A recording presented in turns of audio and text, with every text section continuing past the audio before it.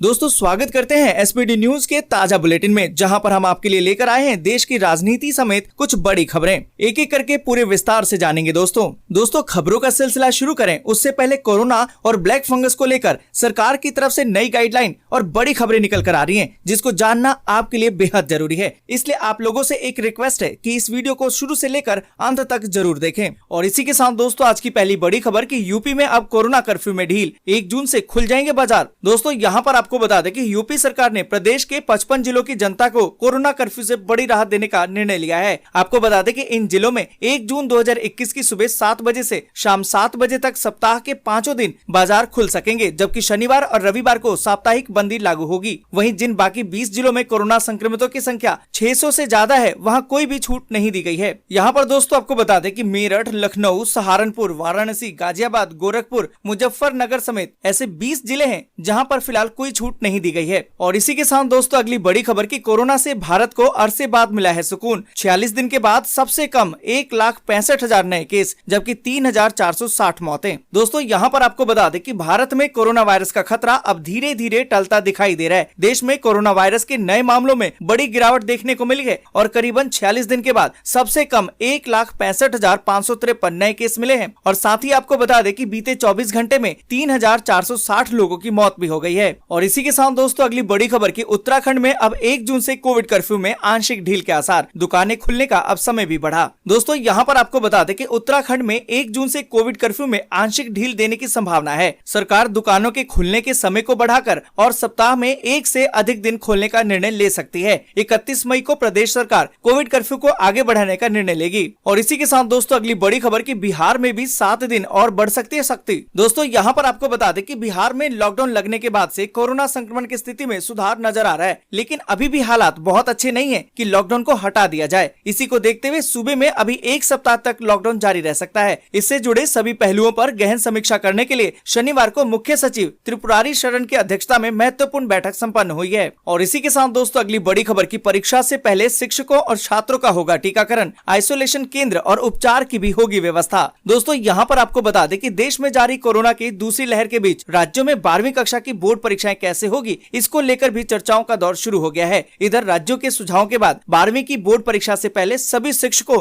और छात्रों का टीकाकरण करने की तैयारी हो रही है। इसके लिए स्वास्थ्य मंत्रालय से विचार विमर्श भी किया जा रहा है। राज्यों में विशेष शिविर लगाकर टीकाकरण करने की रूपरेखा भी तैयार की जा रही है। और इसी के साथ दोस्तों अगली बड़ी खबर की कोरोना से जान गंवाने वाले अब गरीब तबके के लोगों के परिजनों को मिलेंगे 2 लाख रुपए। दोस्तों यहाँ पर आपको बता दें कि गोवा सरकार ने कोरोना संकट की मार झेलने वाले गरीब परिवारों की आर्थिक मदद का ऐलान किया है। राज्य सरकार ने रविवार को कहा कि कमजोर तबके के लोगों को या फिर घर में कमाने वाले सदस्य की कोरोना के कारण मौत हो जाती है तो पीड़ित परिवार को 2 लाख रुपए की आर्थिक मदद दी जाएगी। और साथ ही दोस्तों आपको बता दें कि प्रमोद सावंत ने कहा कि बाल देखभाल संस्थान में रहने वालों की उम्र भी बढ़ाकर 21 साल कर दी गई है, जबकि 10वीं कक्षा में पढ़ने वाले ऐसे छात्रों को राज्य सरकार अब मुफ्त में लैपटॉप मुहैया करवाएगी। और इसी के साथ दोस्तों अगली बड़ी खबर की जून में तेज हो जाएगा कोरोना वैक्सीनेशन, टीके की 12 करोड़ खुराक उपलब्ध होगी। दोस्तों यहाँ पर आपको बता दें कि केंद्रीय स्वास्थ्य मंत्रालय ने रविवार को बताया कि देश में कोविड-19 टीकाकरण के लिए जून के महीने में करीबन 12 करोड़ खुराक उपलब्ध होगी। इससे पहले मई के महीने में टीके की 7.94 करोड़ खुराकें उपलब्ध थी। और इसी के साथ दोस्तों अगली बड़ी खबर की तेलंगाना और उड़ीसा में बढ़ाया गया है लॉकडाउन। दोस्तों यहाँ पर आपको बता दें कि कोरोना के बढ़ते मामलों को देखते हुए उड़ीसा सरकार ने लॉकडाउन की अवधि को 17 जून की सुबह तक के लिए बढ़ा दिया है। आपको बता दें कि ये पाबंदी 1 जून को खत्म होने वाली थी। वहीं तेलंगाना में सरकार ने भी 10 दिनों के लिए लॉकडाउन को बढ़ा दिया है। अब राज्य में 9 जून तक कड़ी पाबंदियां रहेगी। हालांकि दैनिक छूट की अवधि सुबह 6 बजे से लेकर दोपहर 1 बजे तक के लिए बढ़ा दी गई है। और इसी के साथ दोस्तों अगली बड़ी खबर की अब अनाथ बच्चों की मदद के लिए आ गया है मोदी। माता पिता को खोने वाले बच्चों को अब यूं मिलेगी मुफ्त शिक्षा से लेकर 10 लाख की FD। दोस्तों यहाँ पर आपको बता दें कि केंद्र की मोदी सरकार कोरोना महामारी के कारण अपने माता पिता को खोने वाले बच्चों की मदद के लिए आगे आई है। ऐसे बच्चों की मुफ्त शिक्षा, मासिक भत्ता, स्वास्थ्य बीमा और 10 लाख रुपए की सावधि यानी कि अब FD भी मिलेगी। दोस्तों यहाँ पर आपको बता दें कि कोरोना महामारी के कारण देश के करीबन 3.25 लाख से ज्यादा लोगों की जान जा चुकी है। माता पिता दोनों की मृत्यु होने से बड़ी संख्या में बच्चे अनाथ भी हो गए हैं। इन बच्चों की मदद के लिए मोदी सरकार ने कई तरह की सुविधाओं की घोषणा की है। इन बच्चों की मुफ्त स्कूली शिक्षा से लेकर कई अन्य तरह की सुविधाएं और साथ में 10 लाख रुपए की फिक्स डिपॉजिट तक की घोषणाएं की गई हैं। और ये मदद PM केयर्स फॉर चिल्ड्रन से देने का ऐलान किया गया है। दोस्तों आगे बढ़े उससे पहले एक छोटी सी रिक्वेस्ट है, इस वीडियो को लाइक और दोस्तों के साथ शेयर करना बिल्कुल भी ना भूले, क्योंकि आपका लाइक और शेयर ही हमारी मेहनत का फल होता है। और इसी के साथ दोस्तों अगली बड़ी खबर कि जम्मू कश्मीर में अब 31 मई से कोरोना कर्फ्यू में मिल जाएगी ढील, प्रशासन ने जारी किए नए दिशा निर्देश।